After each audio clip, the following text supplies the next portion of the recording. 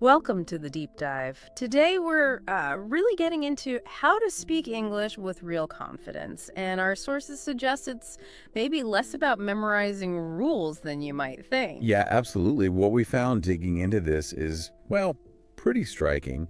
Confidence itself actually seems to boost your fluency. It helps cut down hesitation.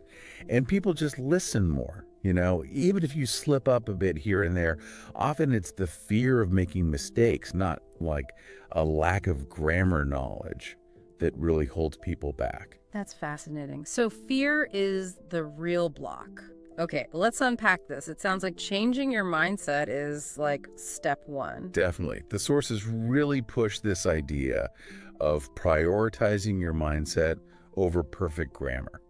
It's about getting your ideas across, not being flawless every single time. Okay, so how do we do that? Especially if you're kind of a perfectionist. Well, one big piece of advice is to try and think directly in English. Don't translate from your native language Yeah. because that translating thing, it just slows you down. Your brain's doing double duty.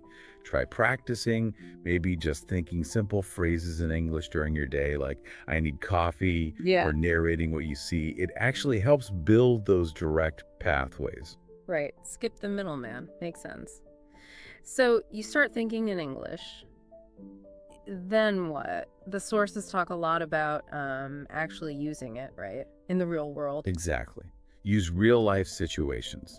Seriously, start small. Ordering food, asking where something is, just small talk.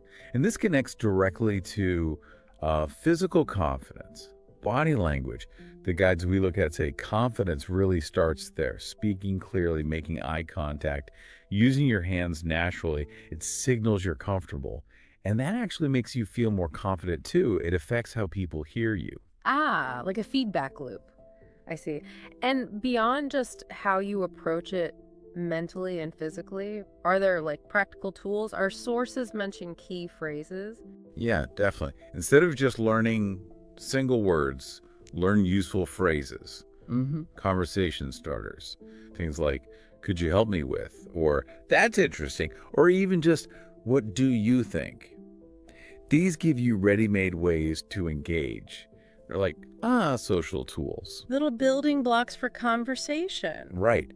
And to get better at using them, the sources strongly recommend recording yourself. Oh, that sounds a bit scary. It can be at first, but it's not about being critical. It's incredibly helpful for hearing your own tone and pronunciation more objectively. You can track your progress, see where you're improving. It builds trust in your own voice. Okay, I can see that. And making it enjoyable. How do we weave English into like daily life without it feeling like homework? Find fun ways.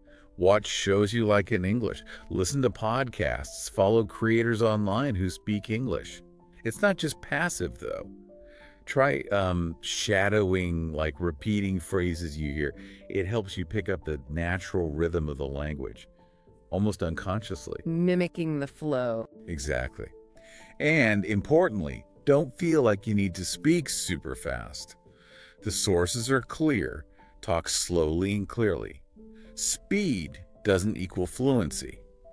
A calm pace actually makes you sound more confident, more articulate, because your brain has time to choose the right words. That's actually a relief to hear. Slowing down is okay. But what about that big one, the fear of messing up? That stops so many people. Yeah, and the sources hit this hard. They basically say, don't be afraid to make mistakes, period. Mistakes aren't failures. They're just how you learn. Yeah. Seriously, every fluent speaker made tons of mistakes getting there. So reframe the mistakes as learning opportunities. Precisely. And to make it less intimidating, they really suggest finding a speaking partner or maybe joining a conversation group, practicing with real people in a low-pressure way. It helps so much with nerves and just getting comfortable. Makes sense. Practice buddies. And the final piece, celebrate the small wins. Every single time you try, every sentence you manage, that's progress. Focus on improving, not on being perfect overnight. Right, tracking the journey, not just aiming for some endpoint. So, wrapping this up, what this really shows is that confidence in English isn't just one thing.